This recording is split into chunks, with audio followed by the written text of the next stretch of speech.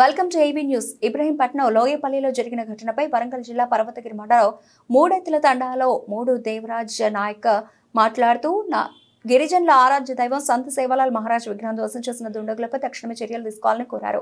సంత సేవలాల్ మహారాజ్ బంజారాల ఆరాధ్య దైవం, బంజారాలను అవమానించినట్టుగా మేము భావిస్తున్నామని అన్నారు. ఇప్పటికైనా విగ్రహాన్ని ధ్వంసం చేసిన వారిపై చర్యలు తీసుకొని ఎలాంటి చర్యలు పునరావృతం కాకుండా చూడాలని, విగ్రహ పునఃప్రతిష్ఠ చేయాలని కోరారు.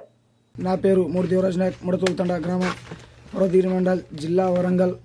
పర్వతగిరి మండల్ ప్రెసిడెంట్గా 5 సంవత్సరాలు చేశాను. నేను యూత్ కాంగ్రెస్ వైస్ ప్రెసిడెంట్గా ఇప్పుడు కొనసాగుతూ ఉన్నాను. మొన్న ఇబ్రహీంపట్నంలో లోయపల్లి గ్రామంలోని సంతు సేవలాల్ మహారాజ్ పై ధ్వంసం చేయడం జరిగింది. ఆ దుండగులను ప్రభుత్వం వెంటనే పట్టుకోవాలని కోరుకుంటా ఉన్నాం, చర్యలు తీసుకోవాలని కోరుకుంటా ఉన్నాము.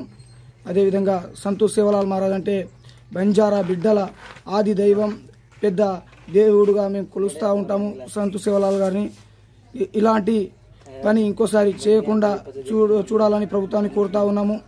అదేవిధంగా సేవలాల్ అంటే ఒక ఆదివాసీ బిడ్డని ఇంత కించపరిచినందుకు వెంటనే ధ్వంసం చేసిన వాళ్ళు దుండగులు క్షమాపణ చెప్పాలని కోరుతా ఉన్నాం. అదేవిధంగా ప్రభుత్వం వెంటనే చర్యలు తీసుకోవాలని కోరుకుంటూ ఉంటాము. అదేవిధంగా సేవలాల్ మేరమయ్యాడి అంటే మామూలు విషయం కాదు.